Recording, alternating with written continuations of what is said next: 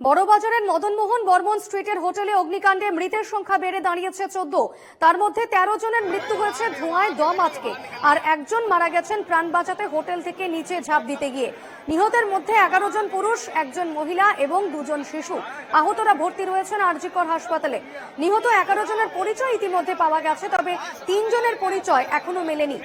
ইতিমধ্যেই আজ ঘটনাস্থলে যাচ্ছে ফরেন্সিক টিম এবং এই অগ্নিকাণ্ডের ঘটনার তদন্ত করতে কলকাতা পুলিশের বিশেষ টিম অর্থাৎ সিট গঠন করা হয়েছে। তারা তদন্ত শুরু করে দিয়েছে এবং আজ ঘটনাস্থলে যাচ্ছে ফরেন্সিক টিম।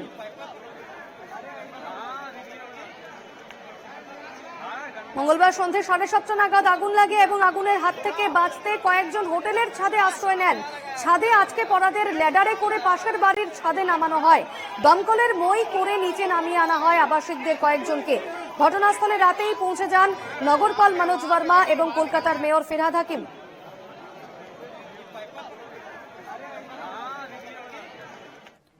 ऋतुराज होटल में आग की जो घटना लगी है उसमें अभी तक 14 लोगों का फिगर आया। जो पहले जो हम लोग 15 फिगर बता रहे थे वो उसमें थोड़ा सा कंफ्यूजन है। टोटल 14 है अभी तक, 14 कैजुअलिटी, 14 जन मारा गेছে এখন অবধি যা আমাদের কাছে খবর আছে।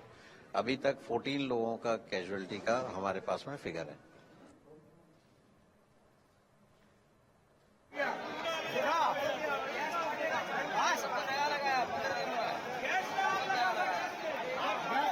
কথা বলে নেব, এই মুহূর্তে রয়েছেন প্রতিনিধি বিউ সরকার। বিউ, এই মুহূর্তে কি ছবি দেখতে পাচ্ছ?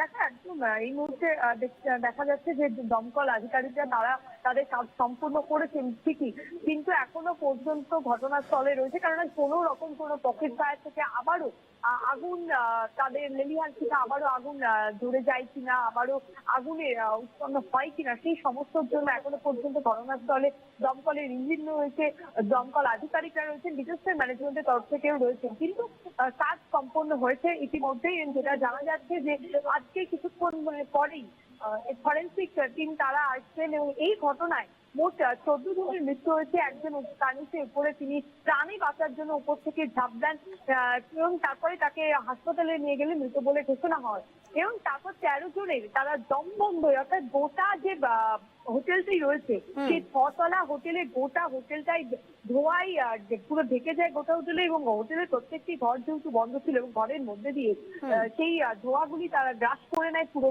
হোটেলটা। ফলে যারা ভেতরে ছিলেন তারা কোন রকম ভাবে বেরোতে পারছিলেন না, সেই দম বন্ধ হয়েই 13 জনের মৃত্যু হয়।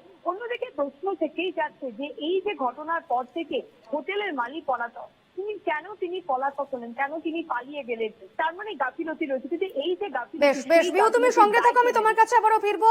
আমরা আরো একটি বিষয় আমাদের দর্শকদের জানিয়ে রাখবো। অগ্নিকাণ্ডের পর পলাতক হোটেল মালিক এবং যে হোটেলে আগুন লেগেছে সেই হোটেল মালিক ইতিমধ্যেই পলাতক, এমনটাই জানা যাচ্ছে।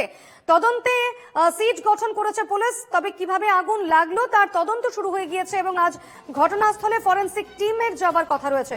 এ বিষয়ে আমরা কথা বলে নেব, রয়েছেন প্রতিনিধি বিউ সরকার। বিউ, আজ ফরেন্সিক টিম ঘটনাস্থলে যাবার কথা রয়েছে, ইতিমধ্যেই সিট গঠন করা হয়েছে তদন্তের জন্য, এবং যেমনটা জানা যাচ্ছে যে এই যে হোটেলের মালিক সেই মালিকের কোনো হদিশ এখনো পর্যন্ত পাওয়া যাচ্ছে না। না, দেখো একদমই হোটেলের মালিক তার এখনো পর্যন্ত হদিশ পাওয়া যাচ্ছে না। এই ঘটনায় মালিক পলাতক হয়ে গেছে। এখানেই প্রশ্ন উঠছে যে এই যে বেআইনি ভাবে তাহলে যে পানশালাগুলো তৈরি করা হলো, সেই পানশালাগুলো তৈরি করার ফলে, অর্থাৎ দুটি পানশালা ছিল, একটি ছোট পানশালা ছিল, আরেকটি তৈরি করা হচ্ছিল, যে তাহলে কি এখনো পর্যন্ত যদিও পুরোপুরি যে কি করে আগুন লাগলো, কারণ যেটা মনে করা হচ্ছে 6 তলা হোটেল, তার 3 তলা থেকে আগুন লেগেছে।